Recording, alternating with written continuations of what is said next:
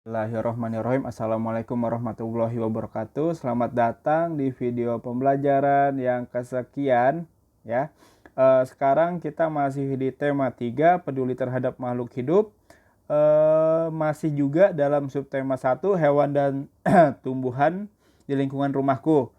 Dengan pembelajaran kelanjutan dari yang kemarin, yaitu sekarang kita masuk ke pembelajaran 5 dan 6. Seperti biasa, untuk memulai pembelajaran, marilah kita berdoa dulu. Berdoa dimulai. Bismillah.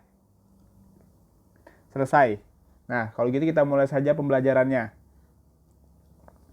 Nah, di sini amati gambar di bawah ini ya. Di bawah ini ada gambar apa? Ya, di sini ada gambar dua tumbuhan ya, dua jenis tumbuhan. Yang pertama ada gambar padi ya, ini padi, sedangkan ini teh. Nah, di sini ada penjelasannya ya, yang merupakan perbedaan antara padi dan teh, di mana pada umumnya padi tumbuh di daerah yang berhawa panas.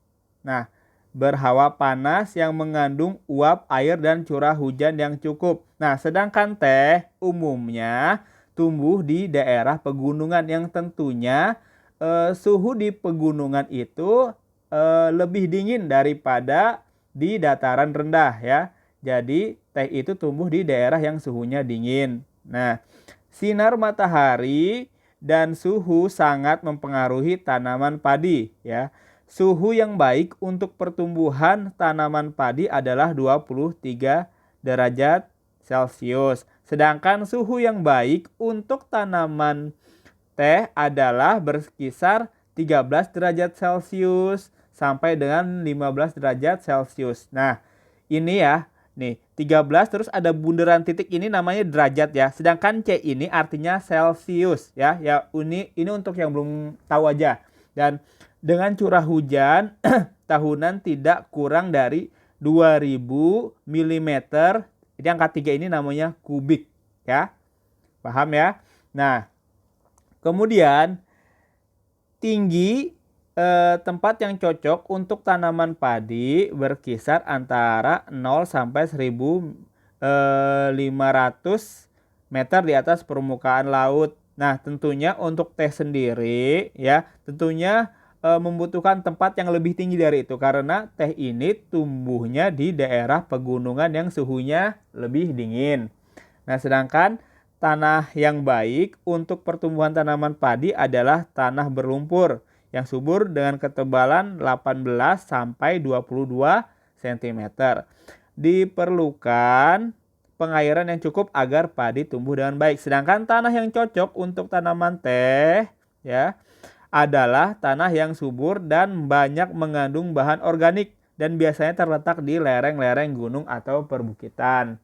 Nah, ini juga yang menjadi alasan kenapa ya, kenapa di daerah Kalimantan di sini jarang sekali ditemukan tumbuhan teh ya. Bahkan Bapak belum pernah lihat teh tumbuh di daerah Kalimantan. Karena apa? Ya, teh ini banyak tumbuh di daerah Jawa karena di daerah Jawa terdapat daerah-daerah yang dingin, ya, seperti Bandung, Subang, kemudian mungkin di daerah Malang mungkin ada. Nah, sedangkan di daerah Kalimantan sendiri di sini sangat sulit karena emang suhu di sini itu emang sangat panas. Tetapi untuk padi sendiri mungkin bisa tumbuh di daerah Kalimantan. Mungkin seperti di daerah-daerah Kutai, Tenggarong, di situ katanya pernah ada padi yang bisa ditanam. Nah, jadi ini ya perbedaan antara tumbuhan padi dan teh. Ya. Nah, untuk selanjutnya di sini kalian sudah mendapat tugas ya. Di sini ada 5 tugas. Yang pertama, apa kesimpulanmu tentang tanaman padi dan teh di atas? Ya, tentunya Bapak udah jelasin, gampang sekali nih. Yang kedua, apa perbedaan antara tempat hidup tanaman padi dan teh? Nah, tadi juga ada penjelasannya. Kemudian yang ketiga, menurutmu apakah padi bisa tumbuh dengan baik di pegunungan? Sebaliknya, apakah teh bisa tumbuh dengan baik di sawah? Jelaskan alasanmu ya. Dijelaskan juga alasannya kenapa. Nah, Yang keempat, apakah keadaan alam atau iklim dan bentuk muka bumi berpengaruh terhadap pertumbuhan tanaman? Jelaskan. Ya, tadi iklimnya udah dijelasin ya, suhu dingin itu tanaman apa yang bisa tumbuh, kemudian yang suhu panas tanaman apa yang bisa tumbuh. Kemudian yang kelima, sebelum menanam tumbuhan tertentu, apa saja yang perlu diperhatikan agar tumbuhan dapat tumbuh dengan baik? Ya, jadi apa nih yang harus diperhatikan? Ya, jadi ini adalah 5 pertanyaan yang kalian harus kerjakan. Nah, untuk selanjutnya kita masuk ke pembahasan tentang cara menyusun pertanyaan yang baik. Nah, ini masuk ke dalam bahasa Indonesia. Nah, di sini nih, tentunya kalian mungkin sudah pernah membuat pertanyaan ya, tetapi ada beberapa hal yang harus kalian ketahui dalam membuat pertanyaan yang baik itu ya. Tentunya kalau membuat pertanyaan itu harus diakhiri dengan tanda tanya. Nah, kemudian di sini ya. Kemudian pertanyaan yang baik itu harus sesuai dengan topik. Ya, kemudian jawabannya nggak hanya bukan iya atau tidak, tetapi kalau bisa buat pertanyaan yang memberikan jawaban yang lebih jelas, lugas, yang memberikan informasi yang lebih baik lagi. Kemudian, nih, menggali informasi ya, tentunya pertanyaan itu. Kemudian diawali dengan apa, ya, siapa, di mana, kapan, mengapa, dan bagaimana. Ini yang paling penting nih, ya. Jadi kalau buat kata tanya itu harus diawali dengan kata tanya ya. Kalau membuat kalimat tanya itu harus diawali dengan kata tanya ya. Entah itu apa, kemudian siapa, di mana, kapan, mengapa, dan bagaimana. Kemudian pertanyaan fokus atau tepat sasaran ya. Pertanyaan itu harus fokus atau tepat sasaran. Pertanyaan itu intinya harus jelas ya. Kemudian harus menggunakan bahasa yang benar ya. Tentunya kalau misalnya ingin menanyakan sesuatu, bahasanya juga harus jelas, bahasanya juga harus benar. Jangan kalian bertanya kepada orang Jawa tetapi menggunakan bahasa Banjar. Nah, ini kan gak nyambung ya. Bisa jadi terjadi miskomunikasi atau kesalahan komunikasi ya. Jadi harus disesuaikan dengan keadaan. Nah, kemudian antar pertanyaan berkesinambungan. Nah, pertanyaannya ini ya, kalau misalnya berkesinambungan itu harus nyambung ya. Menanyakan sesuatu tentunya harus terhadap orang yang kira-kira paham dengan pertanyaan kita ya. Jangan kalian menanyakan tentang kesehatan penyakit kepada misalnya kepada tukang baikin AC. Nah, kalian nanya, Pak ini saya sakit apa? Kan nggak mungkin. Ya, kalau misalnya kalian mau nanya sakit, ya tentunya harus ke dokter ya.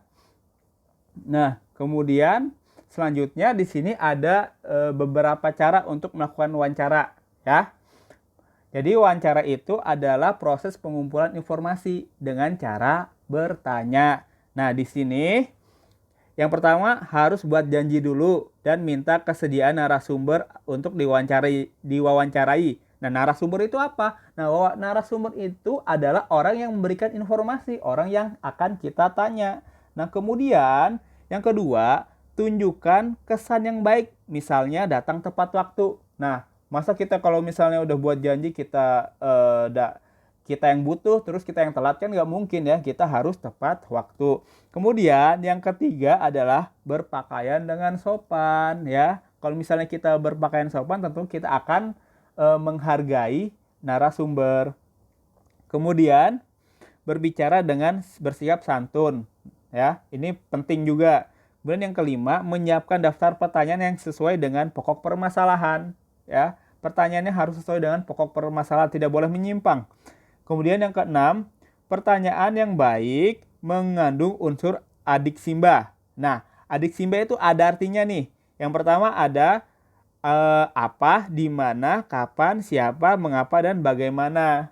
Ya, adik simba, ingat ya, adik simba, apa, di mana, kapan, siapa, mengapa dan bagaimana. Ya, ini adalah kata tanya yang digunakan untuk membuat pertanyaan. Kemudian yang nomor 7 tentunya adalah berlatih agar tidak selalu membaca pertanyaan yang telah disusun. Jadi kita tidak terkait dengan teks ya. Nanya ya, kita harus tanya bisa. Jadi kita harus menguasai apa yang akan kita tanyakan. Ya. Kemudian selanjutnya, saat sedang kita bertanya nih, saat sedang melakukan wawancara nih, yang harus kita lakukan adalah yang pertama, harus memperkenalkan diri sebelum wawancara. Lalu yang kedua, sampaikan tujuan wawancaranya ini apa. Kemudian yang keempat, mulai wawancara dengan pertanyaan yang ringan. Yang keempat, cairkan suasana dengan menanyakan tentang kegemaran tokoh. Jika suasana sudah cair, baru hubungkan dengan persoalan yang menjadi topik wawancara. Nah, jadi nggak harus langsung nanya ya. Kita ibaratnya harus basa-basi dulu ya, agar kita mendapatkan simpati dari narasumber, sehingga akan lebih mudah untuk menggali informasinya. Yang kelima adalah sebutkan nama narasumber secara lengkap. Kemudian yang keenam, bawa buku catatan, alat tulis, atau alat perekam saat melakukan wawancara. Nih, ini agar tidak lupa terhadap informasi yang kita dapat. Yang nomor 7 adalah dengarkan pendapat dari dan informasi dari narasumber secara seksama. Yang ke-8, hindari memotong ucapan narasumber agar keterangan tidak terputus. Nah, kalau misalnya memotong pembicaraan ini juga tidak sopan ya. Jadi kita harus mendengarkan sampai akhir. Yang ke-9 adalah hindari minta pengulangan jawaban dari narasumber ya. Ini akan mempersulit nih. Nanti kesel kalau misalnya minta diulang-ulang terus. Yang ke-10 adalah menghindari pertanyaan yang berbelit-belit ya. Pertanyaannya berarti harus mudah. Kemudian yang ke-11, hormati petunjuk narasumber. Kemudian yang ke-12, hindari pertanyaan yang menyinggung dan menyudutkan narasumber. Yang ke-13, mampu mengambil kesimpulan dan tidak semua jawaban dapat dicatat ya. Kemudian di sini setelah melakukan wawancara, tentunya kita harus berterima kasih ya. Mohon diri dulu. Kemudian yang kedua, ucap terima kasih.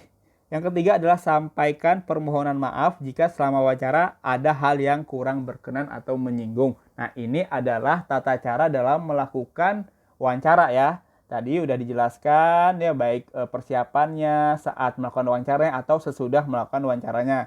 Jadi ini adalah cara-cara agar kita dapat melakukan wawancara dengan tujuan untuk mendapatkan informasi secara lengkap dan jelas ya. Tentunya harus disertai dengan tata krama dan sopan santun.